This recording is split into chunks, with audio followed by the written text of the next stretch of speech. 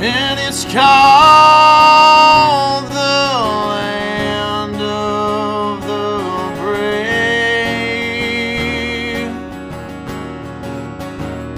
The whole world knows our name.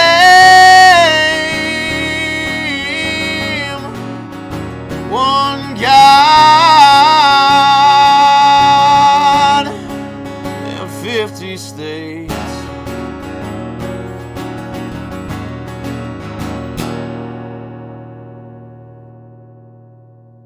Hello, and welcome to the Woke is Broke podcast. I'm your host, Joshua Stanko, and our top story today is this.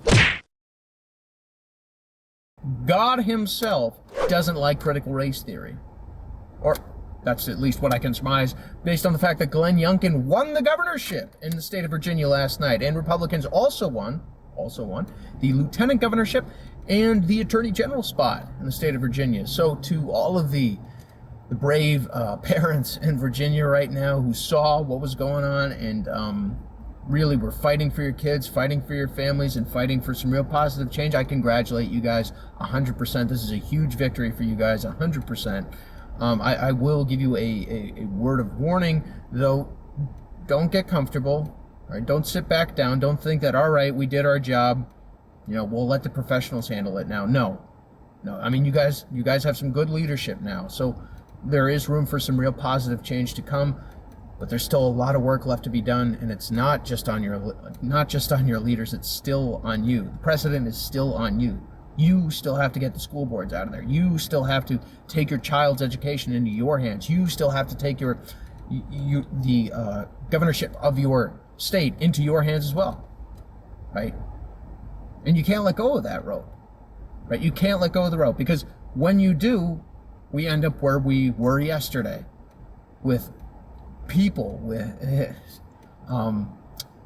evil intent, to say the least, looking to teach your children that if they're white, they ain't right, and if they're not white, then they're a victim entitled to things. You end up with governors going out there and saying we have too many white teachers. You have state legislators that have nothing but contempt for their own constituents and will lie and cheat and steal and do whatever they have to hold on to their power. That is what happens when good, law-abiding, God-fearing citizens let go of the rope.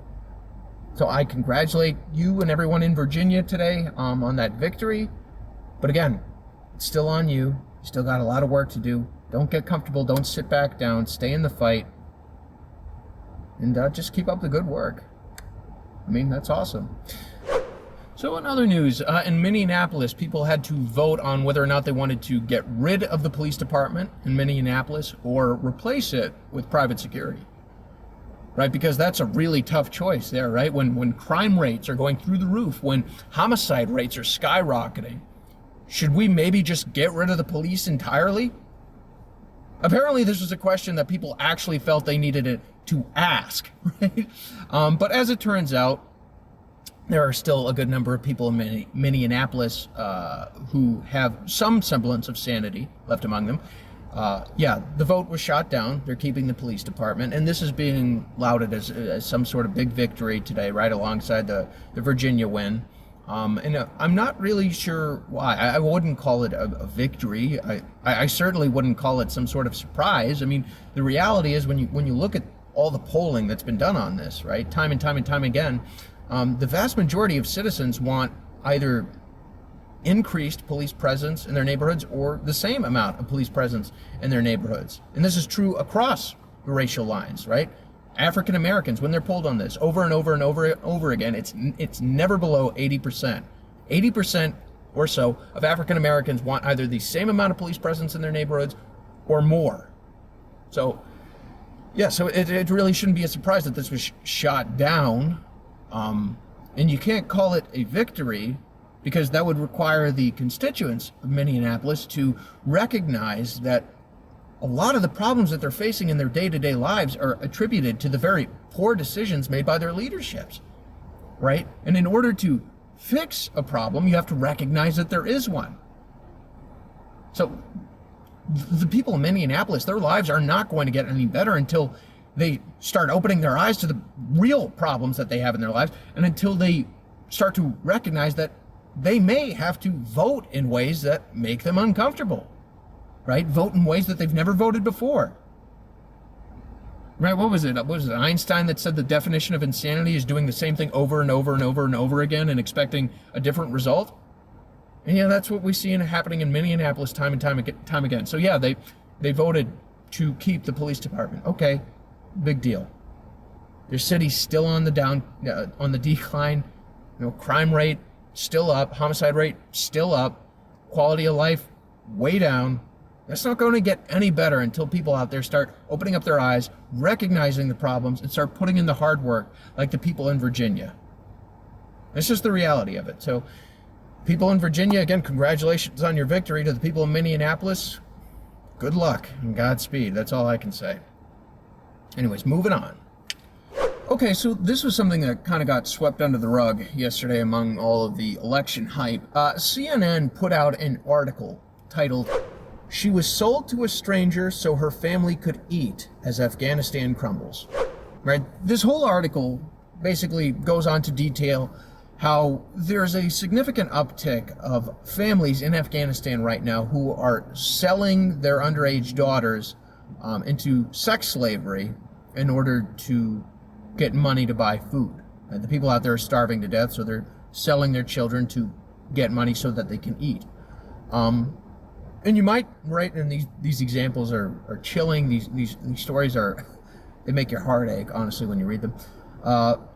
But you have to ask yourself, right? CNN is putting this out, so to what end, right? Is it to make some sort of criticism against Biden for pulling out of Afghanistan in the first place? Is it to advocate for military intervention in Afghanistan? Is it to admonish the Taliban for, running the country into the ground and just being awful people in general?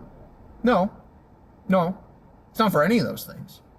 No, it's actually so that they can prop up an argument to give money to terrorists. Right? Let's read a little bit of this article here. Let's go. With the country's economy close to collapse, UN donors pledged more than $1 billion in humanitarian aid in September, of which $606 million would meet Afghans' most pressing needs. But less than half of those pledged funds have been received. Several of the families and experts CNN spoke with expressed frustration at the shortage of aid during the country's direst hour. Isabel Massard-Carlson, who is head of the Office of UNOCHA, says by not releasing the development funds that they are holding from the Taliban government, it's the vulnerable, it's the poor, it's these young girls who are suffering. And there it is, right? There it is. If you don't give money to terrorists, it's because you don't care about the children, right? These little girls who are being sold into sexual slavery because their families are starving to death, right? So we have to, give pallets of cash to the Taliban? Right? Because I'm sure if we did that, I'm sure they would go out of their way. They would do everything within their power to make sure that the people in their country who needed it most got that help. I'm sure that's exactly what they would do. Right? The Taliban, the people who, upon taking over the country, their first action of order being requiring everyone who has a child, a daughter, under the age of 12, to put a mark on their house so that the Taliban knew that they had a daughter under the age of 12, so that their daughters can be put on marriage lists to be married to the Taliban fighters, right? Which in reality translates to the Taliban taking these girls, throwing them into basements and raping them for the rest of their lives, right? And the families that didn't put a mark on their house, the families who had daughters and didn't let the Taliban know, Taliban would rip them out of their homes and kill the whole family. Right? I'm sure those people are really concerned about families having to sell their daughters into sexual slavery in order to make ends meet. Right? Don't even get me started about the morality of that. But I mean, honest to God, it never ceases to amaze me how just blatantly ignorant and short-sighted the left can be on stuff like this. Right? Because in a leftist's mind, it's always this, right? Problem plus other people's money equals solution equals morality, right? Families are starving to death in Afghanistan right now and selling their children So let's just give the government running that country money so that doesn't happen. That way we fix the problem. That way we're good people.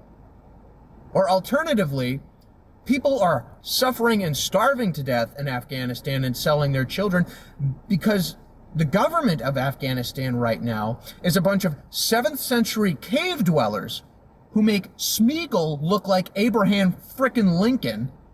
People who have no experience running the government, who have no experience operating a government's or a country's infrastructure because they've been living in the caves all their life and because they've been fighting in the hills for the last 20 years, and now all of a sudden they're in ritzy offices overseeing the infrastructure of an entire country. They have no idea what they're doing. Their people are starving to death. They don't give a shit because they're barbarian, murderous assholes, right? And maybe giving them a bunch of money isn't a solution to the problem. Maybe just giving them pallets of cash won't actually help the people who are starving to death. Maybe that's the reality. But no, that would require you to do some actual journalism over at CNN, right? That would require you to look at all the problems and not just the surface level ones and making an informed decision about what the best possible option is. Or better yet, looking at all the information and recognizing that there is no good option. That maybe it's just a choice, a bunch of the best bad options, basically, right? Maybe it's that. Maybe it would require you to recognize that we shouldn't have left Afghanistan in the first place, because if we did, this is exactly what was going to happen.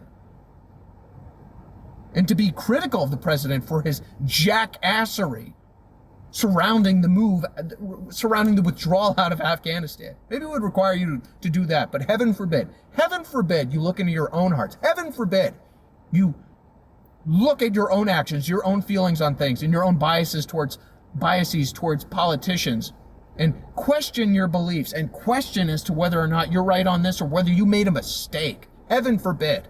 No. It's just money plus other people's problems equals solutions equals you being a good person, right? That's all it is. This entire article, just a bunch of grandstanding. They don't give a shit about those kids out there, because if they did, they would actually be working towards solutions. They would actually be working towards making sure that the people to blame are held accountable. That's their freaking jobs as journalists, okay? Good God. Yeah, so CNN's officially lost its mind, assuming it ever had it to begin with. And I guess that would be the highlight of the week outside of the Virginia election, is that they're advocating for giving money to terrorists now, so, that's always good. I don't know if that's anything new, but, it is what it is. In any event, the world will keep on spinning, and we'll just be ripping our hair out in the meantime. But I am Joshua Stanko. Hope you enjoyed today's show, and we will catch you next time on the Woke is Broke podcast. See you then.